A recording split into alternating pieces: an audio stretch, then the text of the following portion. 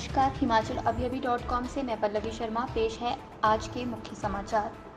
Ventilator खरीद को लेकर सरकार के पास पहुंचा गुमनाम पत्र, सीएम बोले होगी एफआईआर। जयराम ने कांग्रेस पर कसा तंज, कहां खर्च किए 12 करोड़ जो पार्टी हाईकमान को भेजा बिल। स्वास्थ्य घोटाले में सीएम जयराम से इस्तीफे की मांग को लेकर राजभवन पहुंची Congress.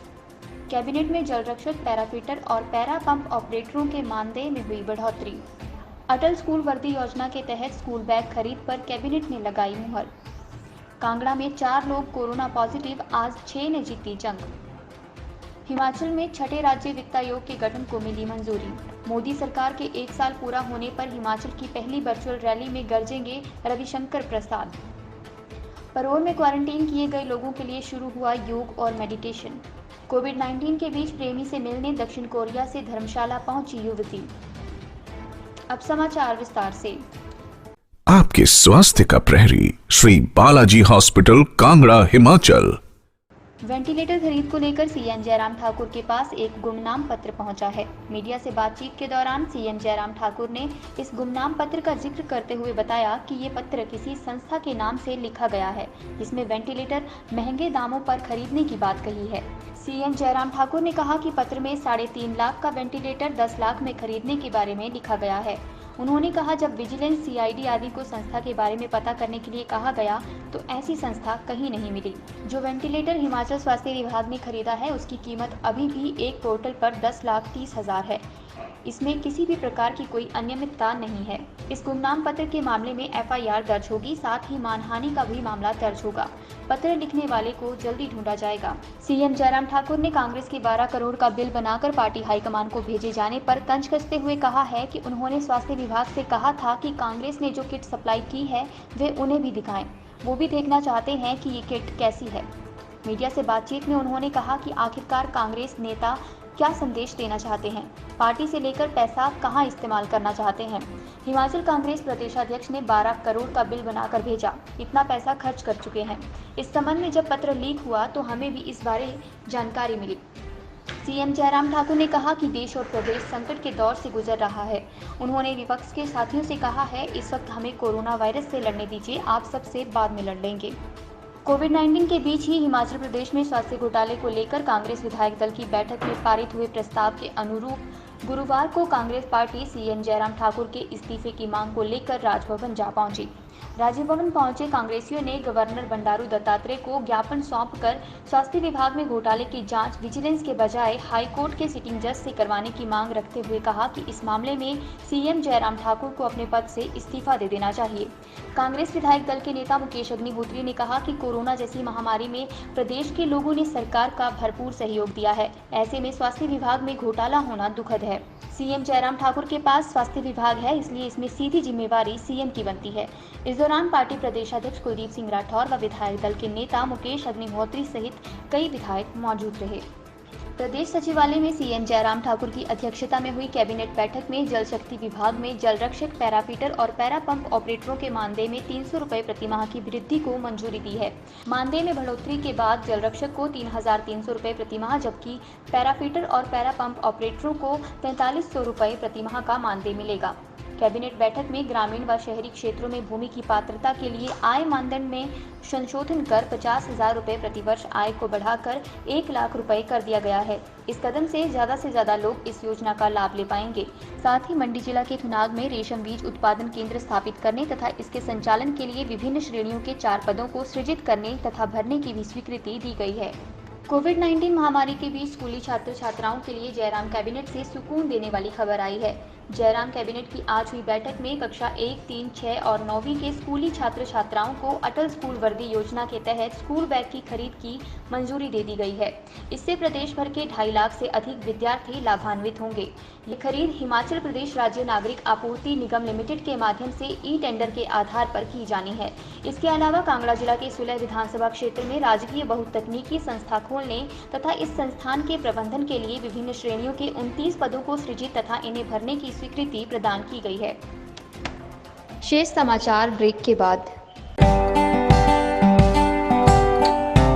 Shri Balaji multi speciality hospital, Kangra, जहां आपको एक ही छत के नीचे मिले बेहतरीन चिकित्सा सुविधाएं, cardiology, laparoscopic, general surgery, neuro surgery, orthopaedics, paediatric, radio diagnosis, urology, gastroenterology, ophthalmology, pathology, medicine, anaesthesia और डेंटल जैसी अत्याधुनिक और बेहतरीन चिकित्सा सुविधाएं, 24 घंटे इमरजेंसी सुविधा, 9 बेड के साथ critical care unit, cardiac monitor और डिफिब्रिलेटर्स, सेंट्रल ऑक्सीजन लाइन और वेंटिलेटर सुविधा।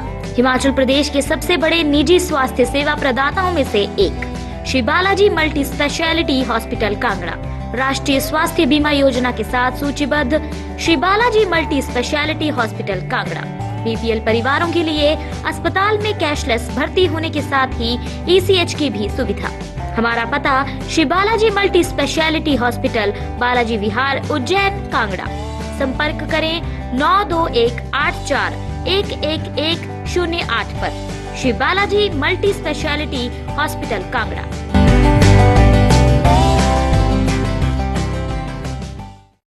सीएम जयराम ठाकुर की अध्यक्षता में हुई कैबिनेट बैठक में छठे राज्य वित्त आयोग के गठन को मंजूरी मिल गई है। इसका काम पंचायतों तथा स्थानीय शहरी निकायों की वित्तीय स्थिति की समीक्षा करना रहेगा। बैठक में राज्य आपदा शमन कोष गठित करने तथा आपदा शमन व्यय को पूरा करने के लिए आपदा प्रबंधन अधिनियम 2005 तथा 2011 के नियमों के तहत वित्त प्रबंधन के लिए दिशा निर्देशों को मंजूरी प्रदान की गई है। इस कोष के अंतर्गत राज्य आपदा जोखिम प्रबंधन कोष का 20% हिस्सा इस्तेमाल किया जाएगा, जो कि वर्तमान वित्त वर्ष के दौरान 90.80 करोड़ रुपए होगा। इसके अतिरिक्त 50 करोड़ रुपए की राशि भूकंप और भूस्खलन जोखिमों के लिए राज्य आपदा शमन कोष से अनुमोदित की गई। कांगड़ा जिला में गुरुवार को कोरोना पॉजिटिव के 4 नए मामले सामने आए हैं। इन 4 मामलों के साथ कांगड़ा जिला में कुल आंकड़ा 100 के करीब पहुंच गया है। अब तक 98 केस सामने आ चुके हैं। इनमें से एक्टिव केस 52 हो गए हैं और अब तक 45 मरीज ठीक हो चुके हैं, जबकि एक व्यक्ति की मौत हुई है। उधर आज कांगड़ा जिला में 6 और कोरोना मरीजों ने कोरोना से जंग जीत ली है। ठीक हुए लोगों में 3 झियोल धर्मशाला, 2 लंबा गांव और 1 भवारना के रहने वाले हैं। ये सभी कोविड केयर सेंटर बैजनाथ में भर्ती थे। इन्हें कोविड सेंटर से छुट्टी देकर घर भेजा जा रहा है। हालांकि घर वापसी के बाद भी इन्हें 7 दिन तक होम आइसोलेशन में रहना होगा। हिमाचल में कोरोना संक्रमितों की संख्या 369 पहुँच गई है। केंद्र की मोदी सरकार का 1 साल पूरा होने पर आयोजित होने जा रही वर्चुअल रैली की हिमाचल में शुरुआत विधि एवं न्याय मंत्री रविशंकर प्रसाद करेंगे। ये पहली रैली शिमला संसदीय क्षेत्र में 10 जून को आयोजित की जाएगी। इस रैली की अध्यक्षता प्रदेश के सीएम जयराम ठाकुर करेंगे।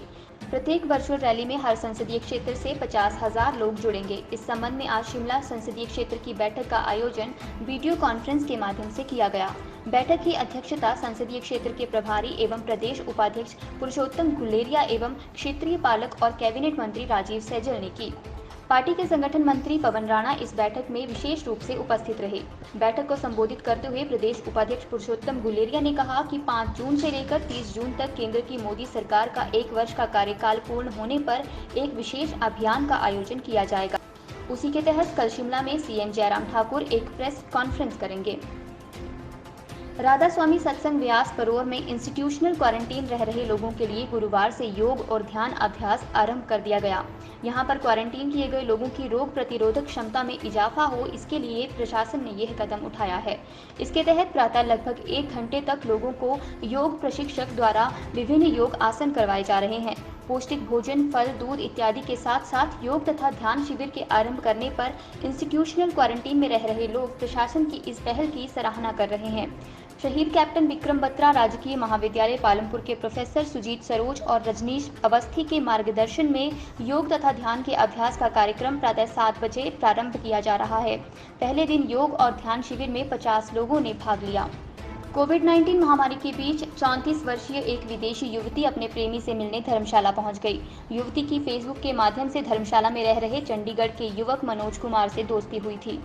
बुधवार को कांगड़ा एयरपोर्ट पहुंचने पर स्थानीय प्रशासन ने उसे एयरपोर्ट से बाहर नहीं आने दिया और उसे उसी फ्लाइट से वापस लौटने को कहा, लेकिन युवती के पास इतने पैसे नहीं थे कि वो एयर टिकट खरीद सकती।